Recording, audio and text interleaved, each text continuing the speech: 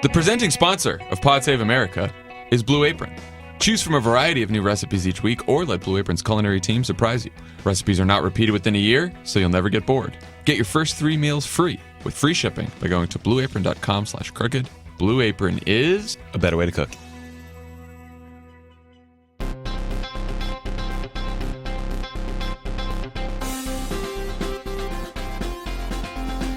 Welcome to Pod Save America. I'm Jon Favreau. I'm Jon Lovett. I'm Tommy Vietor. On the pod today, we have Vox's senior policy correspondent and the co-host of the podcast, The Weeds, Sarah Kliff. Later, we'll also be talking to the host of Crooked Media's Pod Save the People, DeRay McKesson. DeRay has a very big interview this week. Big get. Big get. Tell me, what's on Pod Save the World this week? Pod Save the World this week is an interview with Senator Tim Kaine from the Commonwealth we know him. of Virginia.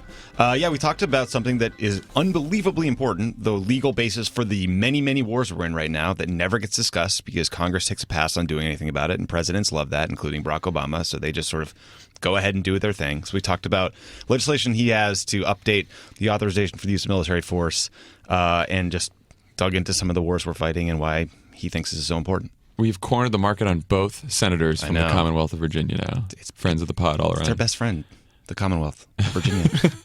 Okay, we have a lot of important healthcare things to get to. Healthcare is the agenda item of the week, or it should be. But because I didn't get to talk to both of you guys about the Comey hearings on Thursday, let's just do a little Comey cleanup. So there was a Trump press conference on Friday. He was with the president of Romania, and they took a couple questions. So after Comey's testimony, I almost spit up my drink. So Trump basically reacted like everyone hoped he wouldn't, but knew he would. He called the former FBI director a coward, a leaker. He accused him of perjury. Just, normal things. And when Trump was asked by Jonathan Karl whether he'd say all these things about Comey under oath, which was a suggestion that first happened here on Pod Save America, no one else thought of it. Not one person. Trump said 100%. Yeah. 100%. Which, let me translate that. 100% I'm going to say I'm going to do that. Yeah. Let's start with the leaker charge. Because it's not just Trump that's saying Comey is a leaker. There's a whole bunch of hand-wringers on the right about Comey being a leaker. So Trump fired Comey, and then he threatened in a tweet to leak the tapes of their conversations. Maybe there's tapes, threatened to leak them. So then Comey, now a private citizen, decides to pass along his own recollections of their conversations to a newspaper before also recounting those same recollections before 19 million people in a public hearing. So I'm trying to figure out where the leak is. So the one thing that I didn't understand about Comey, I completely understand why Comey wanted to get his recollections and wanted to get his memos out to the public. I guess the two things I didn't understand is why Trump mentioning tapes makes that something he should do immediately as opposed to something he should do anyway. Obviously, Comey, without saying it, basically said these are the things that Trump did to obstruct justice. So why is the existence of tape the reason he uses justification? That made no sense to me, but fine. The second thing is it's really unclear that the memos were given to the friend and then the friend gave the memos to the press, or did they just recount the memos? Or it's unclear exactly what the kind of chain of custody is on the memos. Yeah, the rationale there wasn't clear. He's like, there was all these reporters at the bottom of my driveway, so I sort of laundered it through a friend. I mean, that kind of, there are phones, there's emails. But I mean, stepping back for a second, and our friends in the press have actually done themselves no favor by sort of muddling this issue for a long time and talking about the war on leakers, et cetera. Yeah. It's not a leak that is illegal in any way if it's not classified information, right? There's leaking of deliberations and things you don't want out there. There's absolutely nothing criminal about that. It's as American as apple pie. It's the First Amendment. It's the First Amendment. It's just a matter of timeline. Everything that was in those memos that Comey gave to the friend to the New York Times came out in his hearing on Thursday. I know, and he admitted it. So it's like, who the fuck cares? It was the most rare thing in Washington to see someone be like, "Oh yes, I did leak that story. Here's how I did it." That is what baffled people. Yeah, that's funny. The Republicans are like, he's supposed to leak it and then lie about it. Has he not been in Washington? What's going on? Exactly. But the other thing is I wish Comey had just the president was talking about tapes. I felt like I needed to get my side out. What Comey is saying without actually saying it explicitly is, I believe that there's evidence of wrongdoing. I wanted to make sure that if the president was going to lie about me, that my account was reported fairly and accurately, so I got my memos to the press. Right. But he can't, for some reason, that's one place he won't go. I don't really fully understand that. So most important thing is right now the person who has the memos is Bob Mueller. Bob Mueller. Reading away, So flipping through. speaking of Bob Mueller, it seems like Some dog-eared pages, yellow highlighter. so everything's in Bob Mueller's hands now, right? Can Mueller Literally and figuratively. right? Yeah. Can Mueller get Trump to testify?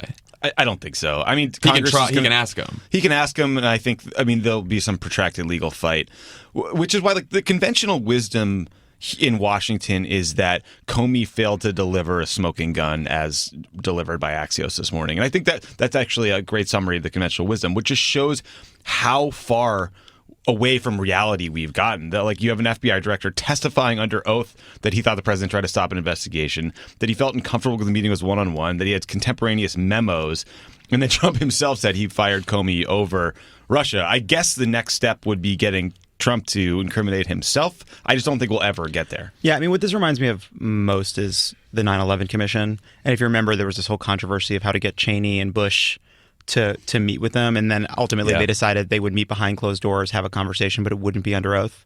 Interesting. And that seems like where something like this would end up. I think that if we're going to get Trump under oath, it's not going to be through Congress. It's going to be through some kind of legal process, discovery, and all the rest. For sure, Congress cannot compel the president to testify. He can use executive privilege. There is some question of whether Mueller can still. There's various legal opinions out there right now if you look at the thing. But you're right. But if that happened before, I mean, I think no one should hold their breath. It could take forever. Years. It's just not something we should.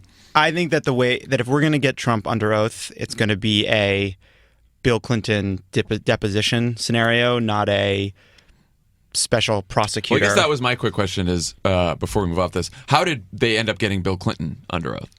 That was not, I don't remember. I have no Well, that's idea. what I'm saying. So I'm just saying, in the past, a special prosecutor has gotten a president to testify. We know that truth because of Clinton. Maybe Mueller doesn't have the same authority that Ken Starr did. I don't know. Yeah, well, but I mean, look, it's going to be a long process, and it will take many months and years to play out. It is really funny and really ironic that Republicans, who very correctly savaged Bill Clinton over equivocating of the definition of the word is, are now pinning their hopes on the definition of the word hope. Good luck with that, guys. Well, so now, of course, when Mueller was first appointed, a lot of Republicans said, oh, he's a great choice, fine. Newt Gingrich said he was a superb choice. Now today, they're all saying, Mueller's got to go next. Mueller's got to go next. Newt said GOP is delusional if they think he's going to be fair. And Coulter, all the rest of them, they're all saying fire Mueller, but Mueller's not going to be fair now. Just so it was the grand jury. That's how they got Bill Clinton. Grand Right? juries. It's through the legal process. That's right. Grand juries go through it. Okay. And by the way, interestingly, which Mueller can, the attorneys general of Washington, D.C. and Maryland are bringing an emoluments case against Trump today. So there's like 7 tracks of legal jeopardy here. Got to get Norm. Well, this is not the normal. This is not the This Crew is one. normal. This is This is the one, See, the Crew one, they have a great case, except their reason for doing it, their claim of standing was like the weakest part, right? That they were like, we have to do this investigation and therefore we have standing. The D.C. Maryland one, this is the one that I've been excited about because what they're saying is Trump, we're losing business because Trump hotels have an unfair advantage, and that feels like it's got a real shot. I want to get those tax returns. Get them. Anyway, a lot of this stuff is out of our hands. But I want to talk about the Republican reaction to this. Let's do it. So there's a few categories of Republican reaction. There's a bunch of Republican politicians, particularly those who were in the hearing on Thursday, who were saying that they do not believe that Comey perjured himself. So their defense of Trump basically rests on, you have the Paul Ryan, he's new to this, give him time. Unbelievable. Anyone can accidentally obstruct justice. It happens all the time. Or there's no obstruction case there because they're all lawyers and they've all decided that there's no obstruction, right? Lindsey Graham did have a funny comment on Sunday. Oh, yeah. In which he said, Trump can't collude with his own government. What makes you think he can collude with the Russians? He also said, you may be the first president in history to go down because you can't stop inappropriate talking about an investigation that if you're just quiet would clear you. Right. So as usual, there's a lot of Republicans who know that either this guy is guilty of wrongdoing or some legal thing, or at least think that, but of course are not going to say anything because they got to get the tax cuts. Then there's the category of Republicans, the Republican media, the fucking lunatics who are just starting to churn up the conspiracy theory, right? So I thought Jeremy Peters had a really good New York Times story yesterday, I believe, about how Pizzagate asshole, I forget what his name is, tweeted that Comey said under oath that Trump never asked him to halt any investigation. Complete lie. Right. He completely fabricated an interpretation of a quote that made no sense, and then all of a sudden it's on Fox News and it's everywhere else. It became Fox News commentary, a Hannity rant, a Breitbart story, a Rush Limbaugh monologue. Rush Limbaugh. I mean, this is how they launder lies. Friends, Comey, Oxycontin, and Alex Jones, who will be featured on Megyn Kelly's show this week, said it was Comey who committed perjury. Actually, yes. Now let's talk about that. Alex Jones, interviewed by Megyn Kelly, will air next Sunday. Don't watch it. I mean, so there's a lot of back and forth today about like shame on NBC for giving Alex Jones a platform, and it is true that Alex Jones on Megyn Kelly will be the biggest platform Alex Jones has ever received. Once again, Alex Jones is a 9/11 truther. Alex Jones believes that the Sandy Hook shooting in Newtown was fake, was a false flag operation. which has led to threats. I mean, someone went to jail this week for a woman from Florida, I believe, went to jail this week for threatening the parent of a child who died at Sandy Hook. Like, this is an ongoing crisis for the people at Newtown. As injustice. And look, I get that, like, Megyn Kelly, I saw the clip, and she's like, and she goes after him, oh, you're a conspiracy theorist. How could you do that? How could you say that kind of stuff? But, like, even beyond whether he should or shouldn't be on NBC, like, I think we should talk about every week, a couple million people around this country tune in to Alex Jones, and they go to his website, and he says this kind of stuff. Like, we wonder how public opinion is being formed and why there's partisanship and why politics are broken, blah, blah, blah. Like, that's a big fucking reason. It was when also, you've got, like... especially when the conventional wisdom is that the press is liberal. And meanwhile, Megyn Kelly is trying to whitewash all the disgusting things she did at Fox for years and years. She does this embarrassing interview with Putin where he walks all over her. And now they're like, well, what could we do to one up this in terms of humiliating the network? Let's have Alex Jones on. Like a literal crazy person. This is similar. Right. So Scott Pelley interviewed another right-wing nut, actually a lesser of a lesser variety. And again, this is somebody who, was pushing Pizzagate, a conspiracy theorist, a liar and a fraud. And again, like it's like, why are you inviting these people into the marketplace of ideas? Like these are not people that are on the level. They're not there to have a sincere and open dialogue with you. You cannot someone who is making up stories about dead children in Connecticut to fan the paranoid delusions of their audience. These are not people you can convince and expose to the truth. You can't win the argument. So then, what exactly is your goal here? Now, then you have to say, okay, well, you're not trying to convince him of something. You're trying to demonstrate why these ideas are wrong, as if like that his audience is somehow can be compelled to watch Megyn Kelly and discover that Alex Jones is incorrect about things. And then the final reason is, oh, it's so fucking interesting. Isn't it fascinating? Fascinating how this person could believe this.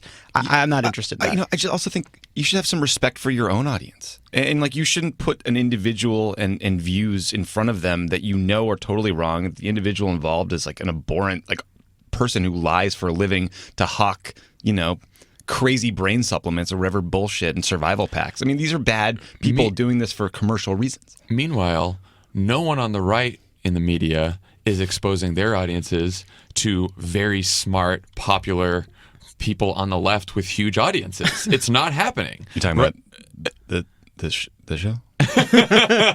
Why won't you let it out? I mean, even the Democratic people on Fox are like, they struggle to find, they have a few token liberals here and there that aren't really, like, they don't have big followings, Well, so it's like, they're not doing that on their side at all. And also, by the way, at all. Even like for whatever reason, the mainstream media, right, the NBCs of the world, they find people all the way to the right interesting, right? Worthy of being talked about, fascinating. Alex Jones, whatever the other guy is that Scott Pelley talked to, whose name I won't say, but they never bring on a person of equivalence on the left, right? Those people are never interesting. People that have been like legitimate people to the left, or where Bernie Sanders is at. Those people don't rise to the level of being worth talking to. You don't hear them talking to, like, the Young Turks? Yeah. Right.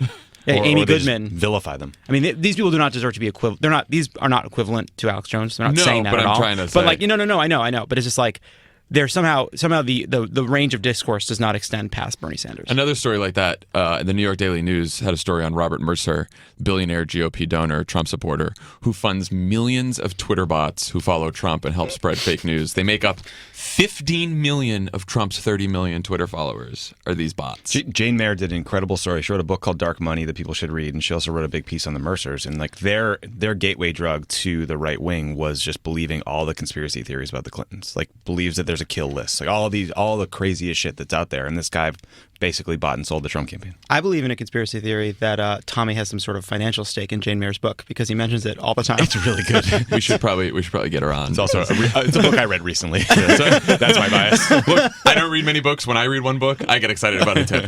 All right, so really quickly, what's up next on the Comey stuff? Sessions and Rosenstein testify. Rosenstein's testifying in front of judiciary about appropriations. Sessions was supposed to. He canceled it, sent Rosenstein instead. Sessions is testifying in public tomorrow before the Senate Intel Committee. I mean, who knows what the fuck he'll say? It's like lie behind closed doors, lie in public, whatever. Mueller has hired one of the best, maybe the best criminal lawyer in America to staff up his team. So that tells you where Mueller's going, possibly. Yeah, though, like, did people expect him to like go to like LegalZoom.com? Like, what? I mean, that's what Trump did to find his lawyers. Isn't that kind of the thing you do when you are indicting the president? Maybe Trump was in a car out of Trump Tower, and a bus passed by with a thing on the back that said, in Spanish, "Do you need a lawyer?" And that's who he fucking picked up. Trump went the Better Call Saul route. Yeah, Michael Cohen was on that bus, and he got off. And he got hired. What's his name? Katowitz. His name was McCann, and he changed it to seem like a Jewish lawyer. And of course, we expect the unstoppable momentum from Infrastructure Week to continue this week as well. Actually, everywhere you look, bridges are being built. Our whole way here, actually, we were on a freshly paved road. It was like driving on glass. It was magnificent. All right, I want to talk about the left. In the UK last week. I want to talk about the left. That's what I want to talk about. Jeremy Corbyn and the Labour Party gained 29 seats, increased Labour's vote share by more than any leader since 1945, relying mostly on young and some new voters. Theresa May did not get a majority. She was the one who called the election early to do this. Great job, Theresa May. Great job, Theresa May. Good strategy. Virtually nobody predicted this. Obviously, Labour did not win, but no one predicted they would do as well as they did, or at least most people didn't. In France, Macron, more centrist. We got someone on Twitter said we did not. Someone from France said we're not pronouncing that very well. So I'm trying. You whiffed pretty hard right there. what is it? Go ahead. It's like Macron. Oh, okay, that's good. Macron. Obviously, much more centrist than Corbyn, but won a massive legislative majority in yesterday's elections. So is there anything we can learn from these very different candidates who both beat right and far right challengers? I think it's very, very hard to both figure out what happened from afar and then apply that here. I mean, France, for example, is such a novel case where you had like a pseudo-Nazi on the right and you had like the most unpopular president in history on the far left in Hollande, and then you had Macron, who basically invented this party a year ago and sort of drove down the center. In the UK, it's hard for me to tell. I mean, people are reporting that Corbyn did a lot better in terms of his campaigning and seemed like a real person out there. So maybe there's an authenticity argument. But clearly Theresa May made a huge mistake in calling this election, and voters punished her for it. So I'm very skeptical that we can take a bunch of lessons from this. It is interesting, though, that the unstoppable momentum of Steve Bannon and the Brexit movement and the far-right nationalists, that was a total bullshit media-created sensation. Or the fact that Donald Trump won and Brexit won has scared the shit out of people, and they realize that this wasn't a game. Yeah, could be all those. I will say there's obviously plenty of very legitimate arguments over Corbyn's past positions, statements, foreign policy, who he is as a person, but just to try to understand why he won this election, he had a very narrow message that he repeated over and over again. It was a campaign against austerity politics, against cuts to health, infrastructure, education. He promised to spend more on health, schools, education, elderly. He promised tax increases on rich, big corporations. He was comfortable and sincere. She was a little more robotic as a candidate. Macron, much more of a centrist and corporate than Corbyn, but also campaigned as this establishment, anti-establishment outsider. Both of them broke from their parties. Macron had a new party. He invented his party. Corbyn very much on the outs with Labour. They hate so him. it is this sort of worldwide trend in a lot of these Western democracies where, as these sort of populist, authoritarian, ethno-nationalist movements rise, one way to beat them is to come from not just the left, but come from a populist stance, be an outsider, be anti-establishment, say that you're a little bit different than your party, right? Like there are some commonalities that we're finding there. And one reason why Sanders did so well here. Yeah, I don't want to draw lessons from, Jeremy Corbyn picking up seats. Like, what does that mean for Wisconsin? Like, I have no idea. But of course. I will say that I would say people should go. There was an ad that they used in their sort of closing argument ad from Labor was excellent. It was called We Demand, and it was really well done. It was ordinary people to camera talking about what they care about and why they're voting for Labor. And it was simple and it was effective, and it wasn't afraid to say we're going to spend more on school, we're going to spend more on healthcare. It embraced the kind of politics that a lot of Democrats in the U.S. have been afraid of for a long time. So I want to talk about the this People's Summit that Bernie spoke at this weekend. But one of the people at that summit, who's the executive director of Progressive Maryland, and this person was quoted in the New York Times story we're going to talk about, said, quote, "It didn't seem like Corbyn was talking about how bad May was or how stupid those Brexit voters were. They talked about ideas. Democrats focus too much on personality." I think that's a very fair criticism. I think that there is a lot of talk about personality, and we do that here too, because everything's a story and it's interesting to talk about characters, and there's not a lot of focus on who's talking about what issues. And I think like that ad that you're just talking about, that campaign focused exclusively on issues and not on like Jeremy Corbyn's personality. Right. It was attacking Theresa May's policies, and didn't say it, but it was sort of an implied contrast. Yeah, I mean, it's a different situation. There's that it's an easy critique, right? Democrats, they're not talking enough about a positive vision. We make that critique all the time.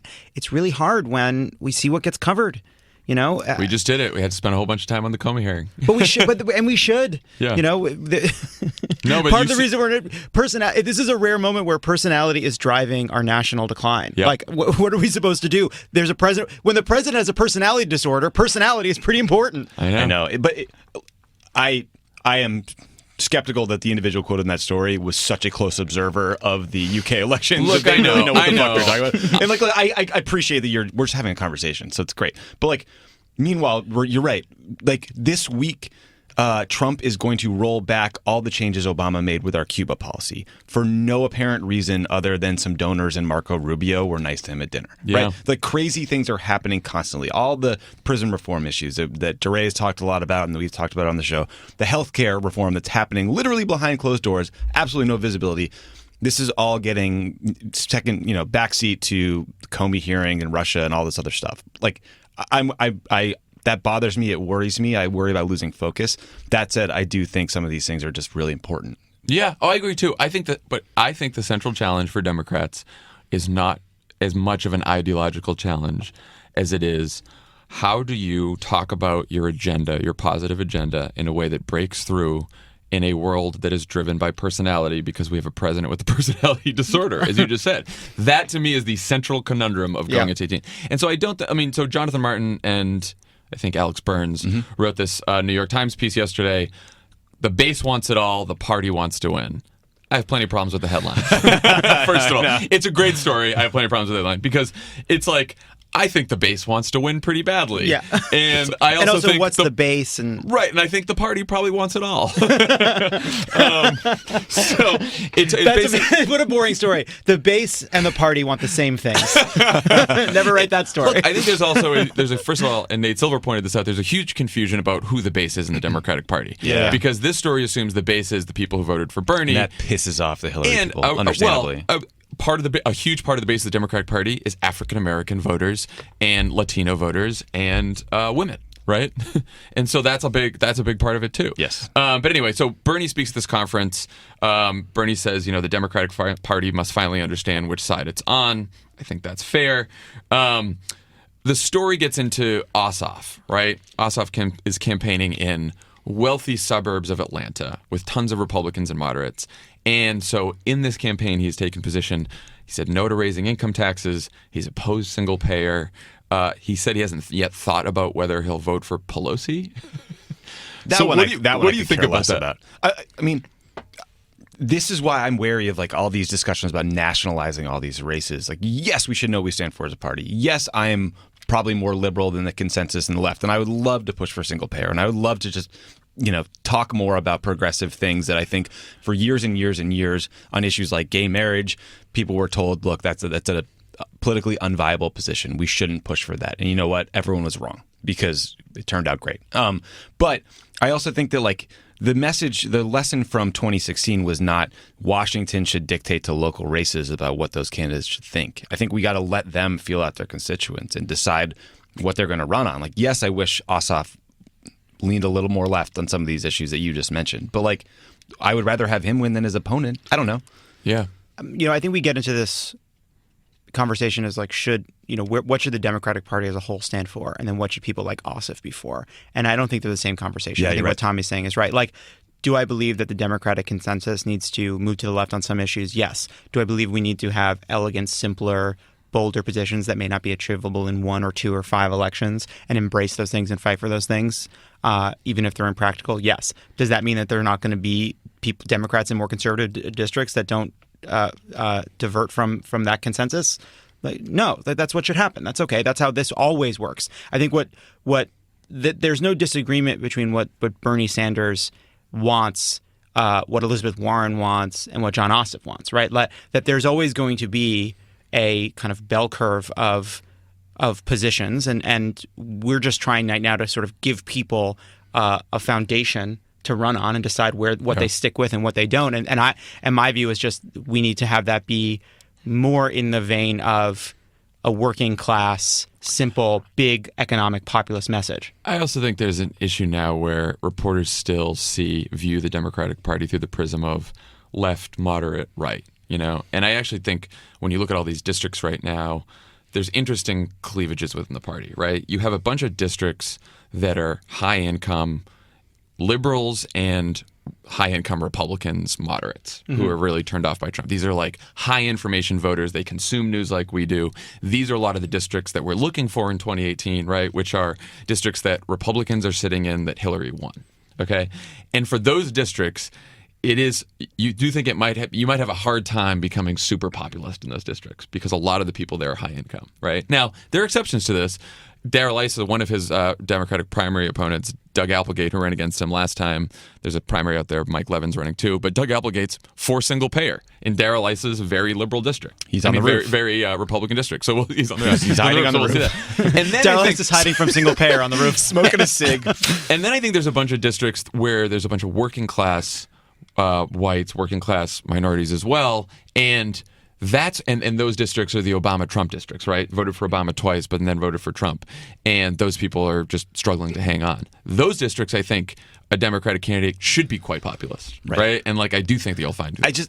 It's like, yes, Democrats, we need to fix our message. We're a party with a lot of problems right now, but it is also the fact that Donald Trump is the one thing that unites everyone and it is animating all the energy you're seeing out in the states and in the field. And ultimately, the message is going to be a lot about stopping Donald Trump. Just as in 2006, it was like an anti-Bush, anti-war message. And I think that's going to be okay. We need to figure out our positive message and our platform, but like, it's not the worst thing if the message in 2018 is we need to get Donald Trump out of office. I think that will get a lot of people out. Yeah. I mean, just you look at healthcare and you look at how the party has moved on healthcare, but it hasn't moved as a monolith. You have people like Kamala Harris talking about how they want to be for single payer.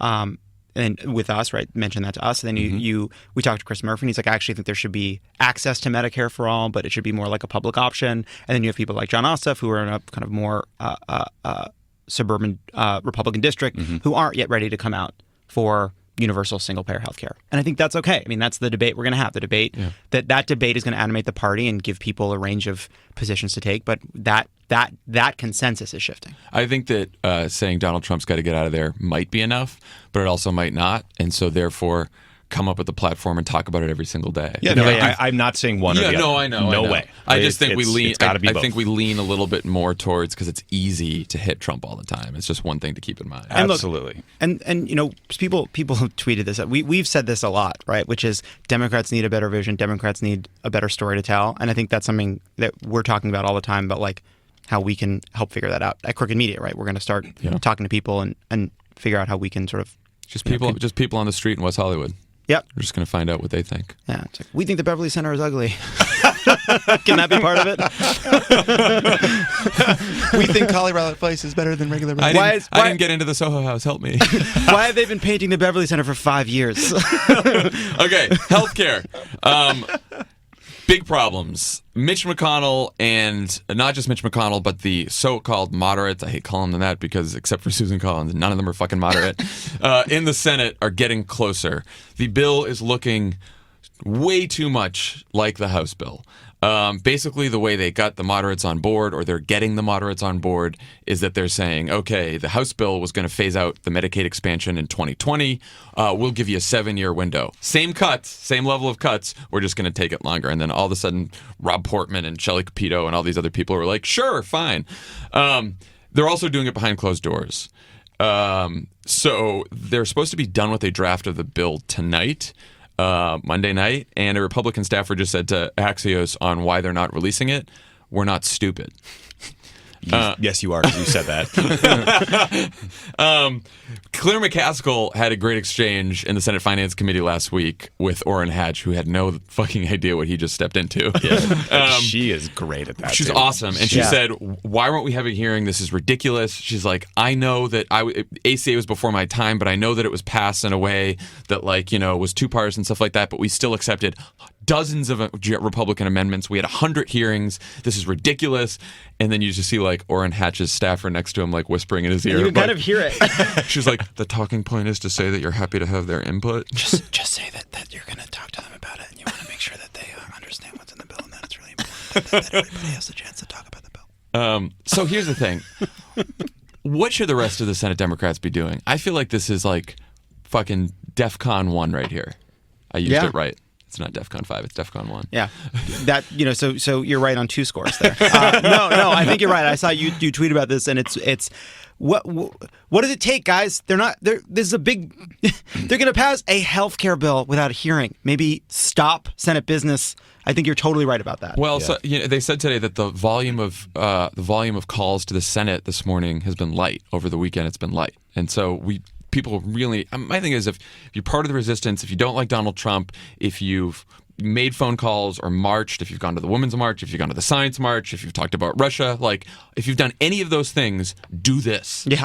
Get involved in the healthcare fight, because this, more than anything else that we've seen so far, is going to affect people and possibly cost people their lives. And this is a rare moment where there really are wavering senators who are up for re-election, who are making decisions right now, not only just on the binary of will they support it or not, but what they demand as part of their support. And so it really is an all hands on deck moment for healthcare.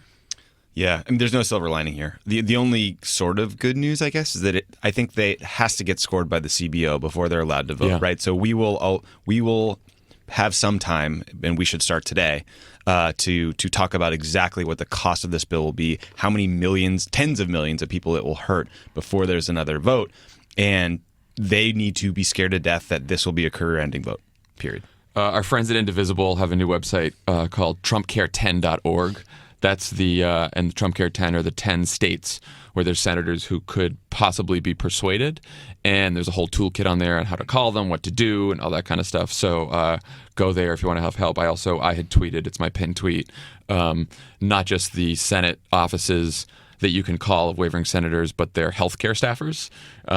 They work for you. They should answer questions about the bill. They know the policy. Blow up their spot. Yeah, you'll get the front desk, but then, hopefully you can talk to them. And Ben Wickler from Move On made a good point, If you want to too. get through, though, just pretend you're a lobbyist. Hey, this is from BLT, confirming a reservation for you and Pharma. Yeah. Ben Wickler from Move On, our friend from Move On, did make a good point, which is don't call Senate staffers or Senate offices if they're not your senators. Yeah. Because they do need to hear from constituents. They can also see your area code. So, Also, you're not fooling anyone. Be nice. Be polite. Be very polite. Yeah, Speak be respectfully polite. about the issues. Do not and then harass hang these up. people. Yeah. But you should call your own senators. And if you live in a state with Democratic senators, call them and ask them what they're doing to stop this. Are they going to stop Senate business? Are they going to sit there and obstruct? Are they going to filibuster? What are they going to do? And I think we should get something. We have not heard a lot from Senate Democrats, aside from what McCaskill did last week, about like what they're planning on doing to stop this. And I expect we'll hear a lot more about it this week. But, Senate Democrats, they need to step up right now. Okay, when we come back, we will have one of the co-hosts of Vox's The Weeds and a healthcare expert, Sarah Kliff. This is Pod Save America. Stick around. There's more great show coming your way. Pod Save America is brought to you by Tommy John. And once again, the Tommy John people have left this part blank. They will rue the day. I'll tell you what won't be blank, my underwear drawer. Because it's filled with Tommy John underwear. We need to incorporate some Father's Day messaging in here about underwear. So, anyone? So, look. Who's got thoughts? Deeply uncomfortable with that Father's Day messaging. Father's Day is just around the corner. Buy your dad undergarments. Let's just be real about underwear. Like, it's not like finding your life partner, right? You're not looking for your lobster. You're looking for a great pair of underwear that fits and it's easy. So you buy a shitload of them at once, and we're done. You think we're going to just that's blow what Tommy past John the has fact for us? that you're making a reference to a Phoebe line from Friends? Yeah. Cool. Pick out an exclusive Father's Day gift set at TommyJohn.com/crooked and get 20% off your first order. That's TommyJohn.com/crooked for 20% off. About to leave for a couple weeks. I'm putting all the Tommy John underwear I can into that suitcase because you want to make sure you have enough underwear when you're gross. traveling. You don't want to be recycling or Right. hoping for a washer. Why would you somewhere. ever undershoot the number of underwear you pack? It takes Never. up literally no space. Yeah, So it's just it's how many just days you're away plus two. The one it's not that complicated. The one last wash you do is your underwear, and then you'd put that in the suitcase and you're off. No, I only pack Tommy John underwear when I go on trips now because who wants to reach in the suitcase and pull out, the other brands? I liked how when your ad reads for Love to Leave It, one of your friends checked to see if you were actually wearing them. And you I were. was. Yeah. I was. TommyJohn.com/crooked. Pod Save America is also brought to you by Movement. Movement Watches was founded on the belief that style shouldn't break the bank. The watchmaker's goal is to change the way consumers think about fashion by offering high quality but minimalist products at revolutionary prices. Revolutionary. These prices, Lower. Viva The la revolution is that they're lower. with over 1 million watches sold to customers in 160 plus countries around the world, Movement Watches has solidified itself as the world's fastest growing watch company. Did you have something to say about that, Lovett? I just think that you don't need solidifies itself. You could just say is. Ugh, Strunk and White over there. Aren't you killing me? copywriters for all of our sponsors? Aren't you so lucky that you get tips from the one and only Jon Lovett? I'm a better editor than I'm a speechwriter. I'm not as good when I start with a blank page. Anyway, Movement watches start at just $95 at a department store. You're looking at $400 to $500. Movement figured out that by selling online, they're able to cut out that damn middleman. Hate that guy. And retail markup, providing the best possible price. Classic design, quality construction, and styled minimalism. Get 15% off today with free shipping and free returns by going to mvmt.com/crooked. This watch has a really clean design. We all love our Movement watches. They look great. We're supposed to personalize it. Should we start that part over? I like my Movement watch. I like my Movement sunglasses. Yeah, those I was are- wearing my Movement sunglasses all weekend. Emily's wearing hers. I got some for her. She loves the Movement sunglasses. It's great. Not just watches, guys. Get some shades. They make great gifts, whether you're celebrating a grad or your dad. Oh, no. Or wedding present. Accidental rhyming? Grad or dad or... Just a fad. Anyway, Sad Maybe is you need to bad. apologize for having been a cad. that joke was bad. Go to Could punch this up a tad. mvmt.com/crooked. Join the movement. With us on Pod Save America today, Vox's senior policy correspondent and co-host of the podcast The Weeds, Sarah Kliff. Sarah, welcome to Pod Save America. Hey guys, So we got a lot of healthcare stuff going on, as you've noticed. we do. It's everyone's been watching Comey, but there's actually been a lot of Obamacare news lately. Yes. So we just saw on Twitter that the Republicans plan to send the bill right to the CBO before releasing it to the public, which is just outstanding. What are your guesses on how the CBO might score this relative to the House? Obviously, you don't know all the specifics in the bill, but like ballpark, do you think it's still going to be around the same number of uninsured, or what do you think? It's really hard to tell right now. So, I mean, generally, the sense we've gotten from the Senate is they want to reduce some of the coverage loss, but like, I don't know, like my guess is that, the HCA would cost 23 million people to lose coverage. Maybe the Senate version's more like 15 million. And I don't know if you celebrate that as a win if you're Senate Republicans. Like you lowered the number, but it's also really significant coverage loss. And I think one of the really big developments that happened last week was we saw a few senators who have been really strong proponents of Medicaid expansion suddenly saying they're open to ending Medicaid expansion. And that part is responsible for causing 14 million people to lose coverage. So if that is going to be part of the Senate plan as well, then you can definitely expect some pretty big coverage loss numbers. So you have a piece out today about, Obamacare's in real danger. And you say it's not just from what's happening in D.C. with the repeal effort, but also what's going on throughout the country with a lot of insurers exiting the markets. There's now 38,000 Obamacare enrollees who don't have an insurance option. So say this was a Democratic president or a Republican president who didn't want Obamacare to collapse. What could you do to actually fix that problem right now? I mean, one is just like bringing a lot more stability to the marketplace, like telling insurance companies like, yes, this law is going to stick around. Yes, we're going to keep supporting it. Even if, let's say you're a Republican president who wants to repeal the law, you could be saying, yes, we're working on this at Congress, but as long as it's the law, we support it. And you've really seen the complete opposite from the Trump administration. One of the things that's become a key battleground, it sounds a little wonky, but it's these things called cost-sharing reduction payments, which is essentially this $8 billion fund to help make copays and deductibles lower for low-income people. And the Trump administration has just been like super, I'd say aggressively ambiguous about whether it'll continue paying those subsidies. And whenever I talk to someone in an insurance company, like this is their number one gripe. Like they need to know if this $8 million fund is going to be around next year so they can set their premiums accordingly. And we don't even know, the Trump administration hasn't said if they're going to make this month's payment or not. This is because these payments are being challenged in court right now. So I think that's one thing you could immediately do that would make the marketplaces work a lot better is say, yes, we are paying, as long as this is part of the law, as long as this legal challenge is pending and hasn't been decided, like we are going to make those payments. And it has been the complete opposite from the White House.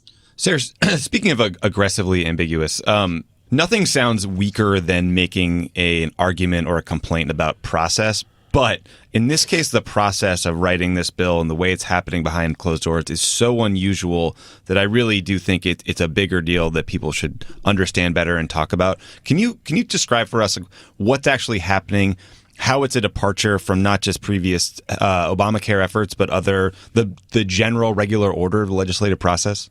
Yeah, I mean, so much of it is a departure at this point. It's a lot to summarize. So I covered the 2009-2010 effort. And, I know it's one that Republicans often criticize for being too secretive and, too rushed. But if you go back and look at it, it was much longer and much more deliberative than what we're seeing now. I was actually, because I'd seen that article you guys were talking about earlier, that the Senate is planning to send this bill to the CBO and then send it straight to a House vote or send it straight to a floor vote in the Senate.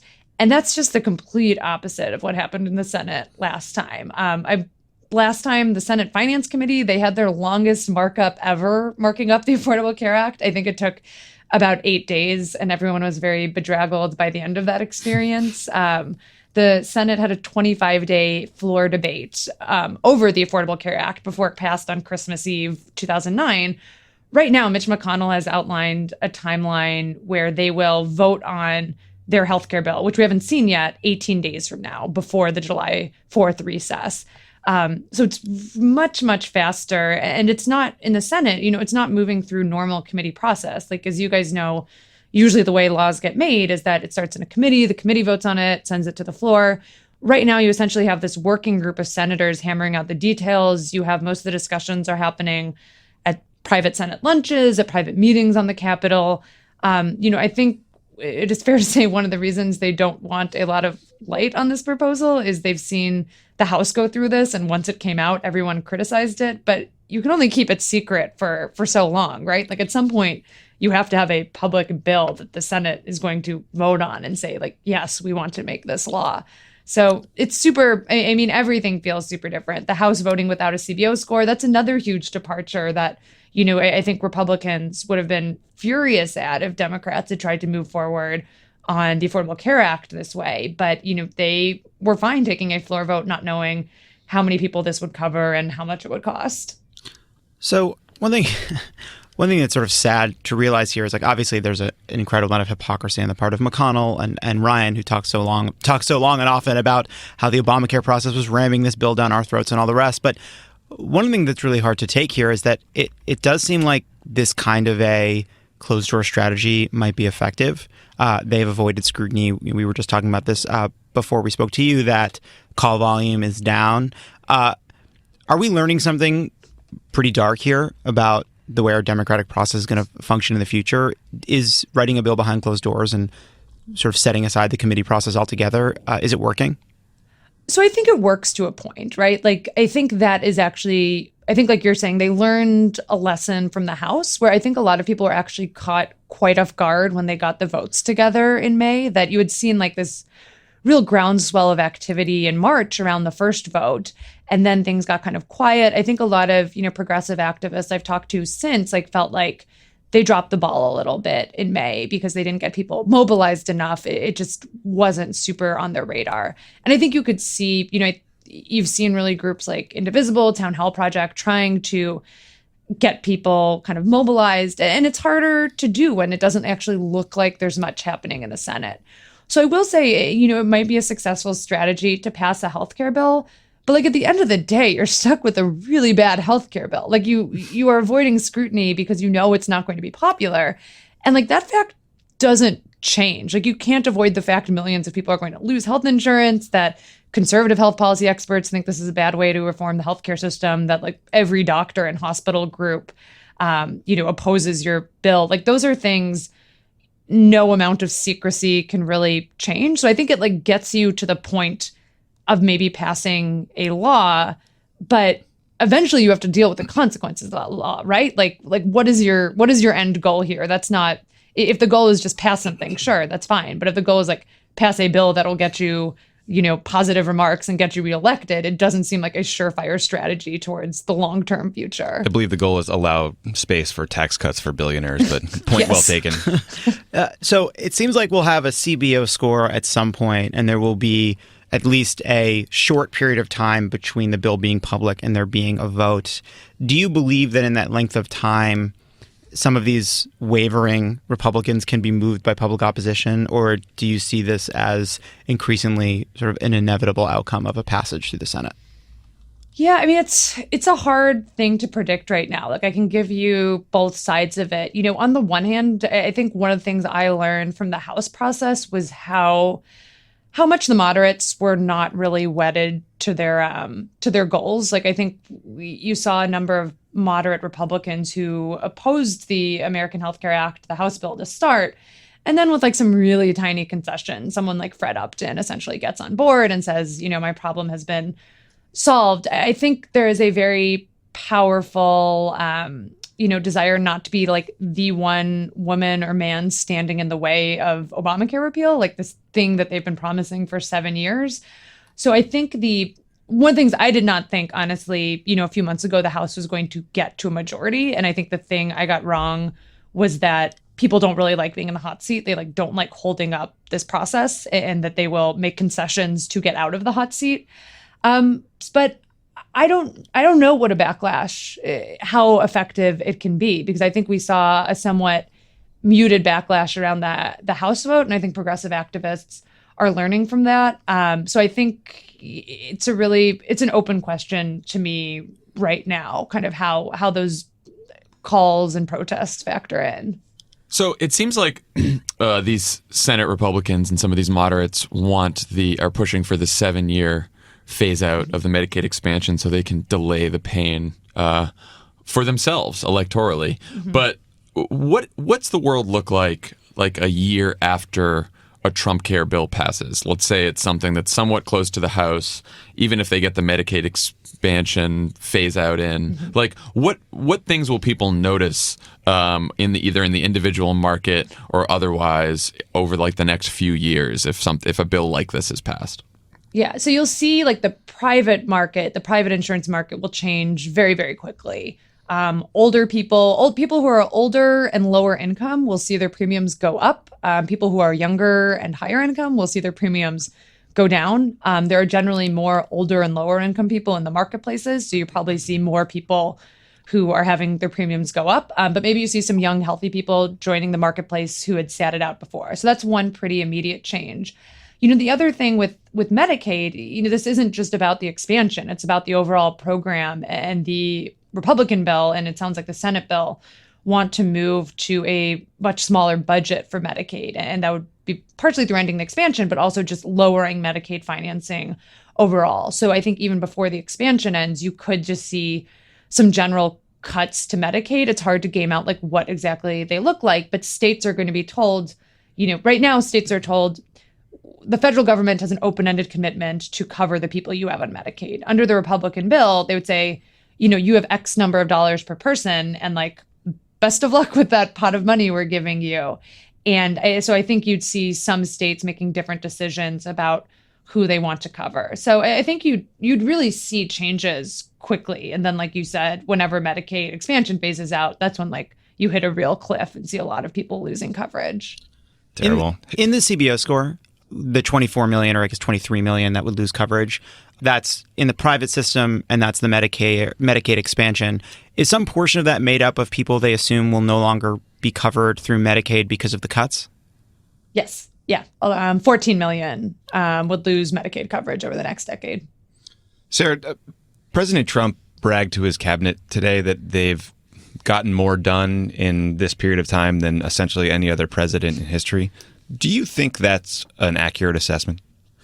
That seems like a bit of a stretch to me. I mean, there's a lot of appearance of doing things, right? Like there's a lot, like this is the first time, I've been here in DC covering Washington for 7 years now. This is the first time I've seen a Rose Garden ceremony for a law that passed the House. Yeah. So I think you see like a lot of appearance. Usually you save those until, I'm sure as you guys know, until you actually finish passing the law and the president signs it. So I think there is like a lot of appearance of things happening. Like it feels very busy. It feels like a lot is happening.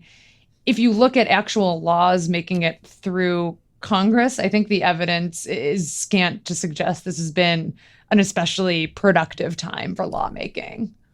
Sarah, one last question. You, I think last week you wrote about Nevada moving towards a Medicaid for all system, possibly. Mm-hmm. Would Trump care passing jeopardize that, or how would that work? And could you explain a little bit about what that program might look like, since that could be the future of universal health care? Yeah, so the Nevada program is super interesting to me. This is a bill that passed their legislature. We're still waiting to see if the governor, who's a moderate Republican, is going to sign it.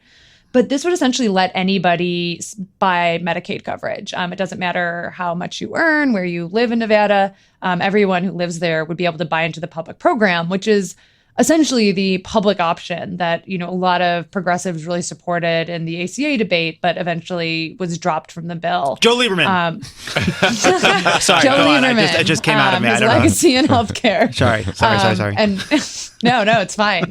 More Joe Lieberman shouting, the better. So one of the small details I love of this bill is it's being pushed by a legislator there named Mike Sprinkle, and that has given the bill the nickname Sprinkle Care, which I think sounds like it should come with a cupcake when you sign up for fun. it. In Boston, it's called Jimmy Care. Look at that local joke. Stupid. I'm sorry. That's good. So yeah, Sprinkle Care is really interesting to me because it kind of shows like a state experimenting with a way to get to universal coverage that's really different from the kind of single payer efforts that are going on right now in California and in New York. It's happening in kind of a more moderate state. if Trump Care does pass, I think that would hugely change the context in which sprinkle care was being implemented. I think one of the things the bill sponsor likes about it is it would give people, if Medicaid expansion is eliminated, it would give people a way to buy into Medicaid expansion. But, you're asking people who aren't earning a lot of money, like maybe $15,000 a year or so, to be able to cough up the money for whatever their Medicaid premium costs. So it would definitely be it works way better if you keep Medicaid funding steady than if, between the Trump budget and HCA, we're looking at like $880 billion in Medicaid cuts over the next decade. It's really hard to keep running a public program with those kind of cuts in place. Well, perhaps the senator from Nevada that's up in 2018, Dean Heller, will pay attention to this then. Perhaps he'll be on sprinkle care soon. Yes, exactly. Sarah, thank you so much for joining us. We appreciate it, and please come back soon. Yeah, thanks for having me. All right, take care. Everyone, go subscribe to The Weeds. Great podcast. Yes, agreed. All right, take care. Thanks. Don't go anywhere. This is Pod Save America, and there's more on the way. Pod Save America is brought to you by Omaha Steaks. Dads love steak. Love steak. Trying to find the perfect gift for Father's Day? Does your dad love to grill but hates the hassle and poor quality at the grocery store? You know what? Once again, Pod Save America has helped me in a personal way because I've just been reminded as we record this that after I'm going to use the code and order my father some Omaha Steaks. You know what you're going to do? You're going to put PSA. Oh, That's it's the code. PSA? Yeah. For Omaha. It's PSA. S-A. All right, PSA. So it's $49.99, which I think you can afford. Mm-hmm. It's a limited time only. You put in PSA, you get that special deal. And do you want to hear... I would like you to do it briskly. What's it? Okay. Well, you asked for it. 2 tender, mild filet mignons, 2 bold, beefy top sirloins, 4 crispy chicken fried steaks. What kind of sirloins? Bold and beefy.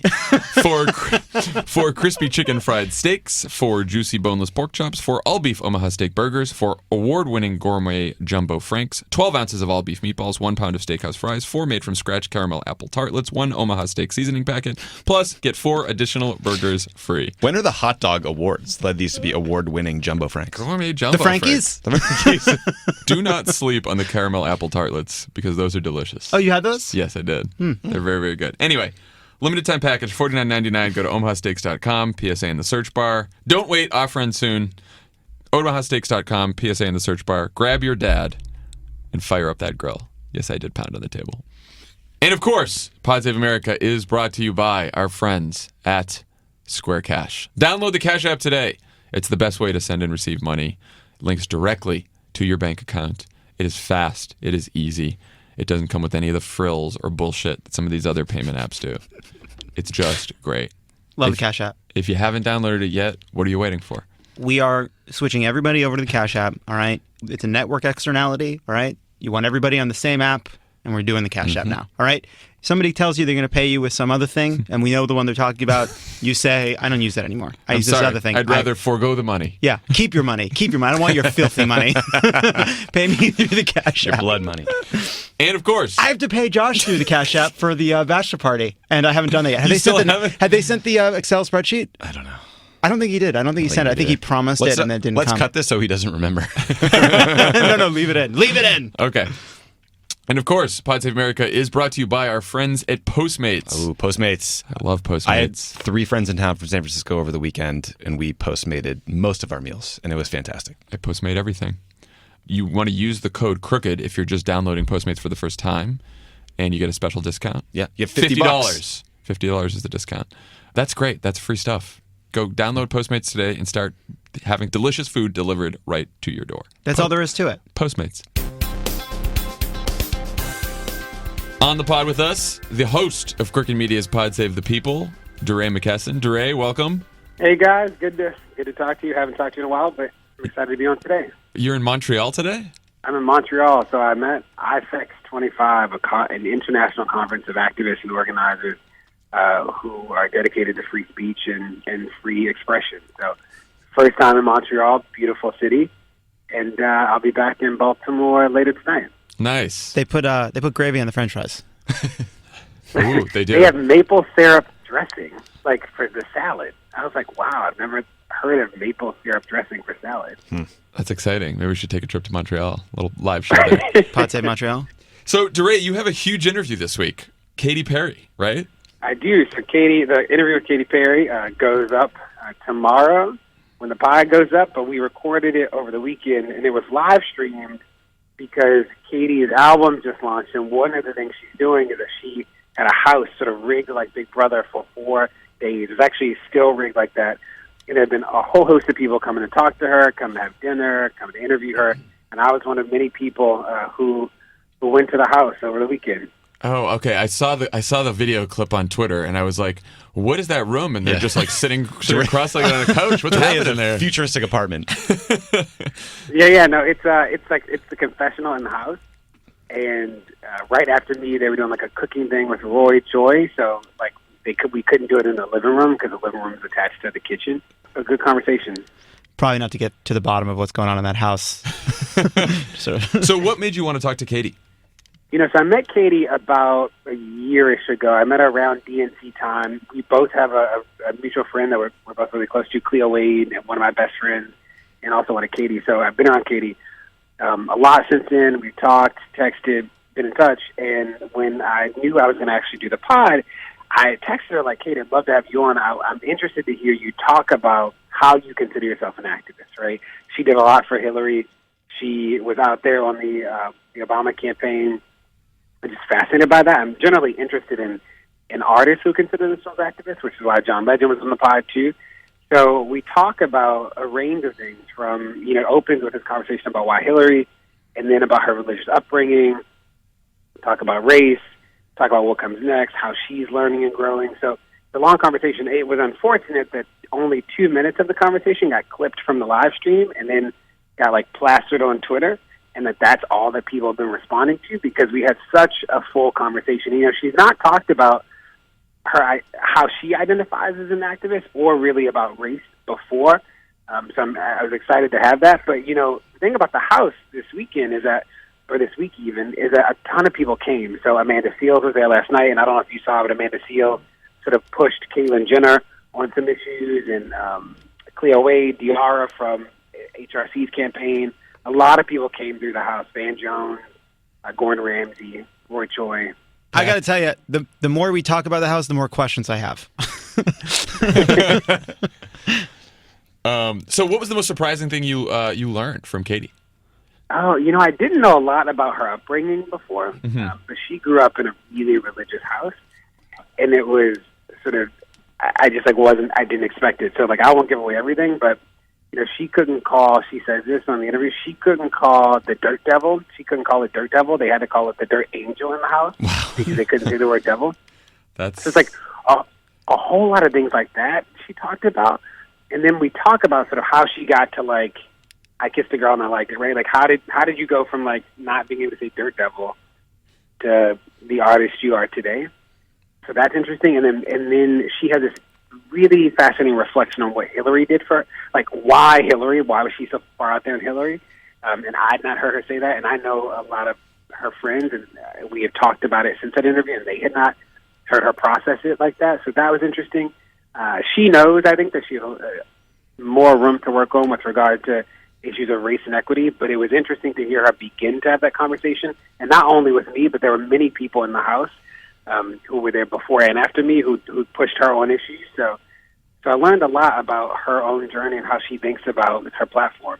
No, I'm excited to hear that because I think, this is going to be I've spent time with Katy. We've actually hung out with her together. And one of the things that's most interesting is she really has been on this journey since, she, blew up in music. She came from this conservative religious household, and she really has been, learning about issues and public policy and activism in real time on a national stage, an international stage. I mean, she's one of the most famous human beings on planet Earth, and she's kind of grown up politically on television, on camera, in her music. So I'm excited to hear that conversation.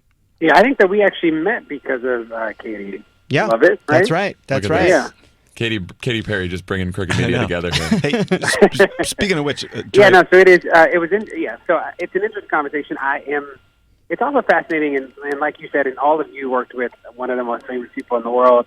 It's a particular issue to see people grow and learn in such a public way, Yeah. And I think she's struggling with that, and I think she's frankly struggling with how to talk about her conservative upbringing and still show love for her parents, but also deeply disagree with them.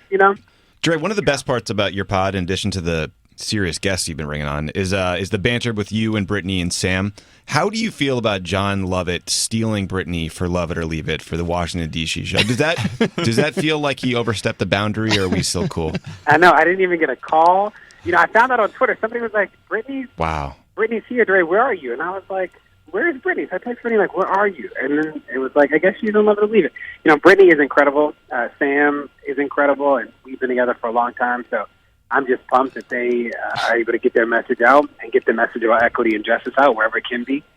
They are obviously sort of staples with the news, a part of Pod Save the People, and I'm sure that many more people will be asking them to talk and to help dream about a better future that's just.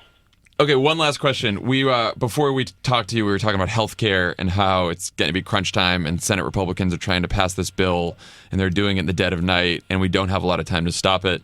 Obviously, you're a longtime activist, longtime organizer. What tips do you have for people to sort of get organized and get active to stop this bill over the next couple weeks?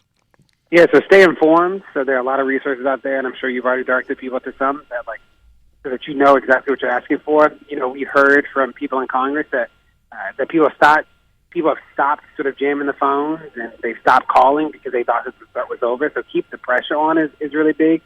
And then at the local level, press your governors and your state legislatures to see what we can do to offset any changes that might happen. Because what Trump is doing is not only trying to overturn Obamacare, but trying to sabotage it as it is currently being administered. And that's also really bad. Yeah. All right, man.